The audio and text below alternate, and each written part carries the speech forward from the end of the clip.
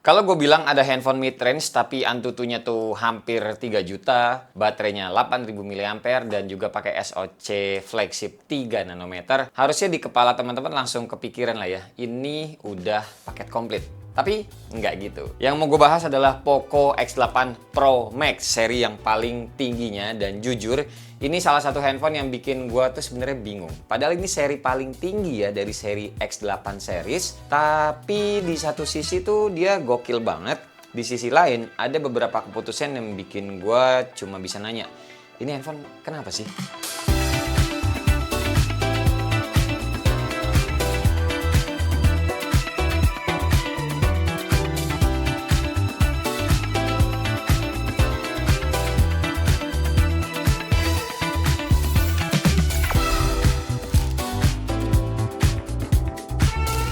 Hai semua, gue Wasa.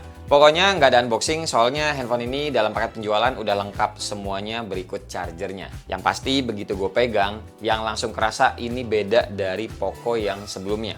Dulu tuh Poco identik sama desain HP yang bisa gue bilang kayak rame, agak norak, gamers banget. Sekarang kenanya lebih kalem. Framenya metal, back covernya itu fiberglass, dan overall kelihatan lebih mature atau lebih dewasa. Gue ambil yang warna putih, pastinya gue demen, tapi honestly clean sih ngeliatnya. Cuma ya itu, ada satu hal yang agak ngeganggu menurut gue pribadi. Kalau ditaruh di meja tanpa casing, dia tuh goyang, nggak rata. Jadi agak ngeselin aja tiap disentuh-sentuh dikit gitu loh. Letak-letak dikit, dikit doang tapi. Oh ya, di bagian kamera belakangnya ini ada lampu RGB LED juga. Bisa nyala untuk biasalah notifikasi, musik, bahkan gaming. Apakah keren? Ya tergantung. Menurut gue pribadi sih ya kenanya udah biasa aja zaman sekarang. Nah, beralih ke bobotnya yang ini videografer gue sendiri juga agak lumayan kaget pas awal-awal megang karena dia tuh lumayan berat, 219 gram. Belum pakai casing ya. Bahkan lebih berat kalau dibandingin sama Samsung Galaxy S26 Ultra. Tapi masuk akal, soalnya baterainya sendiri tuh gede banget. Gedenya tuh gede banget, 8500 mAh. Jadi ya nggak bisa protes juga. Untungnya masih kenanya tuh tipis, sekitar 8,2 mm. Jadi di tangan masih oke untuk digenggam-genggam begini. Cuma emang berasa berat aja sih dari handphone biasanya. Buat layar sendiri 6,83 inci, AMOLED 120 Hz, brightness-nya tembus 3500 nits, dipakai outdoor masih kelihatan jelas. Cuma entah kenapa mata gue ngelihatnya tuh ini layar kayak agak kekuning-kuningan warm gitu sih. Padahal gue nggak mainin temperatur layarnya sama sekali di setting, jadi default aja. Mungkin ini ya layar AMOLED yang versi murahnya kali ya.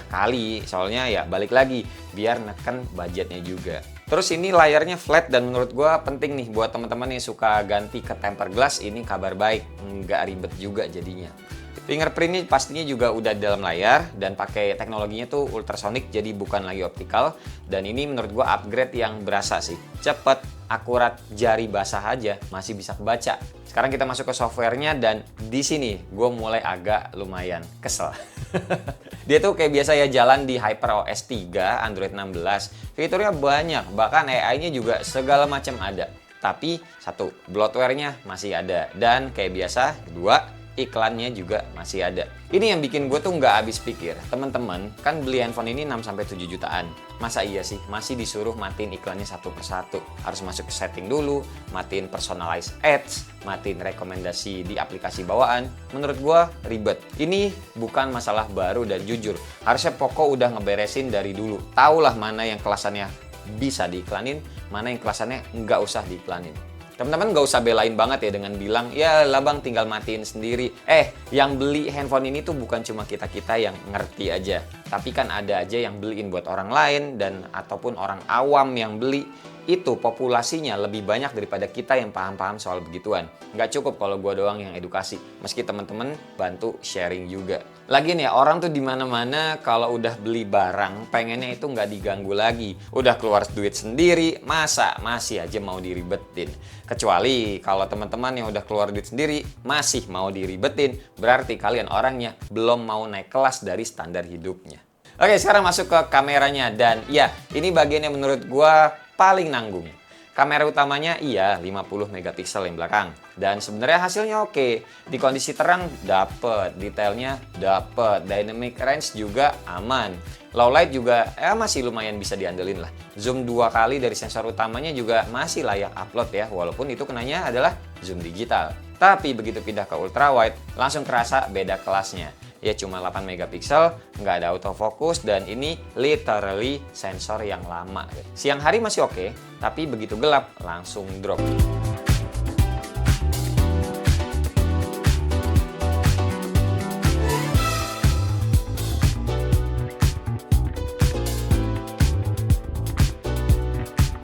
Kamera depannya juga ya gitu, 20 megapiksel. Wih, bagus banget, gede ya. Fix fokus dan videonya mentok di 1080p aja. Di 2026 ini udah agak susah untuk dibela menurut gua. Oke, ini cobain 1080p 60 fps. Nggak bisa pindah ke lensa ultra wide, tapi bisa ke lensa depan tanpa harus nge-stop dulu. Ini stabilisasinya pakainya standar dan kemana ya? Nah, kesana deh. Oke, bawa jalan kaki, tangan satu, kita pindah ke lensa depan kali ya. Nah, kayak gini. Penangkapan suaranya gimana? Bagus. Poco yang X8 yang paling mahal.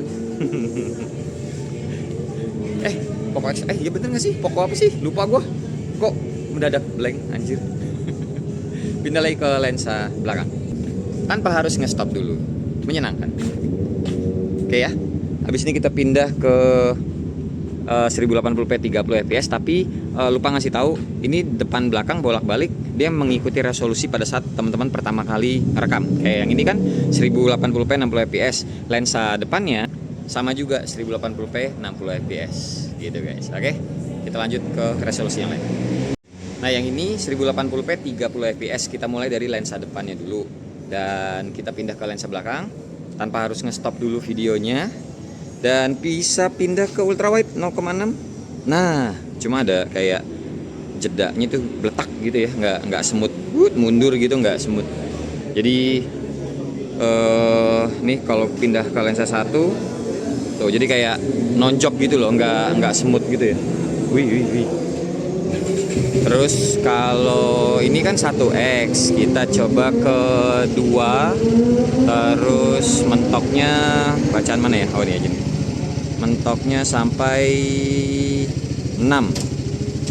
Tuh plat nomor kebaca nggak guys? AA5166NG ya? Ya kali ya, tuh. Balik lagi ke 1, kayak gitu pergerakannya. Oke, kayak gitu aja. Kita lanjut lagi ke pembahasan yang lain. Ciao. Oke, yang ini adalah contoh video 1080p 30 fps karena malam ya. Biar lebih enak tuh kalau malam memang 30 fps. Dan ini gue baru ngeh ternyata di lensa belakangnya ini 1x by the way. Dia ada flare-nya ya tuh. Nih. Tuh flare, ini juga kalau aren lampu tuh ada flare-nya juga. Oke. Cuma lumayan lah hasil video malamnya tuh nggak apa ya, nggak gelap gitu loh ngelihatnya, dan tidak diterang-terangin juga. Tuh kalau pindah ke ultra wide, wah gelap sih. Dan ultra wide tetap ada flare-nya sih tuh ya, kelihatan tuh yang di lampu-lampu sini. Nah ini tuh. Apalagi kalau banyak lampunya. Tapi kalau lampu-lampu yang terang banget aja sih, tuh ada 2, ngikutin 2 lampu yang di sini. Balik lagi ke lensa 1, nah lebih terang jadi kalau lensa 1. Mungkin suaranya gue agak mendem ya, soalnya begini, lihat ke lensa depan, nah lagi pakai helm, jadi sengaja lagi berhenti di pinggir jalan aja buat ngetes kemampuan kamera malam Poco X8 Pro Max ini gitu. Dilihatin orang, bodo amat. Oke, bawahnya juga Pagio. Udah cukup lah ya untuk malamnya, udah kebayang sama teman-teman gimana kemampuan videonya. Dan yang paling berasa sebenarnya nggak ada lensa telefoto sih. Padahal ya di harga segini, kompetitor tuh udah mulai ngasih kayak Vivo V70 yang udah ada telefoto 50 megapiksel ya. Harganya ya mirip-mirip. Nih handphone. Tuh. Jadi ya kalau dibilang flagship killer, ini killernya sebenarnya setengah-setengah. Apalagi kalau cuma ngaku-ngaku killernya di bagian chipset aja. Sekarang semua game-game Android itu rata-rata bisa dimainin semua kok. Nggak mesti chipset yang khusus untuk gaming doang ibaratnya. Nggak khusus juga chipset yang paling kencang. Developer game juga pengennya semua kalangan bisa mainin gamenya, biar makin banyak peluang user-user yang install gamenya, terus in-app purchase lah di dalam gamenya. Iya kan? Kalau cuma segelintir orang yang bisa mainin game mereka, peluang cuannya jadi berkurang kok. Relate kan maksud gua? Nah, sekarang soal performanya, ini baru pokok banget.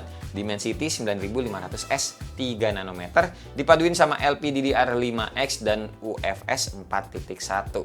Hasilnya, kencang banget. Skor Antutunya yang gue dapat 2,7 jutaan. PC Mark sendiri 16 ribuan skornya. Dan untuk Geekbench juga tinggi banget, single core 2600-an dan multicore-nya 8400-an. Dipakai main gaming, pastinya aman. Genshin lah, PUBG lah, semua jalan. Wuthering Waves juga semuanya jalan. Pasti tes lebih lama, tapi ya ada kerasa throttling dikit lah. Turunnya lumayan jauh tapi. Jadi ini tuh bukan performa yang stabil 100%, cuma ya tetap buat kelas harga segini, ini handphone kenanya kencang banget. Baterainya sendiri, nah ini udah nggak ada lawan guys, 8500 mAh dia doang nih paling gede saat ini. Gue sendiri pakai dari pagi sampai malam masih nyisa bahkan 2 hari kalau pemakaian normal. Pakainya Senin, ngecasnya tuh bisa Selasa malam. Ngecas 100 watt, gue ngetes juga sejam aja tuh udah full. Dan ada reverse charging 27 watt. Ini sih udah kayak power bank berjalan ya. Power bank yang nyamar jadi handphone lebih tepatnya. Durability juga lengkap, ada IP66, 68, dan IP69, bahkan IP69K. Kaca depannya sendiri udah Gorilla Glass 7i, jadi dari sisi build quality ini kenanya udah naik kelas banget. Harga, yang tadi gue bilang, mulai dari 6 jutaan, dan jujur ini yang bikin dilema. Soalnya di harga segini, performa tuh emang nggak ada lawan. Tapi kalau teman-teman korbankan ya kameranya, ya kalian dapet tipe yang nggak terlalu peduli kamera dan lebih butuh performa sama baterai, ini handphone masuk banget. Tapi kalau teman-teman nyari handphone yang lebih balance, opsi lain itu ada kayak Vivo V70 tadi, atau bahkan Realme 16 Pro Plus yang lebih all-rounder, atau sekalian Samsung Galaxy A57 yang aman ya kalau mau dipakai selama 6 tahun ke depan. Intinya sih kesimpulan gue simple. Ini handphone kuat di performa sama baterai, tapi lemah di kamera dan juga software experience. Wajar, karena ya ini bukan flagship, tapi flagship pun bisa dibilang tidak ada yang sempurna sih.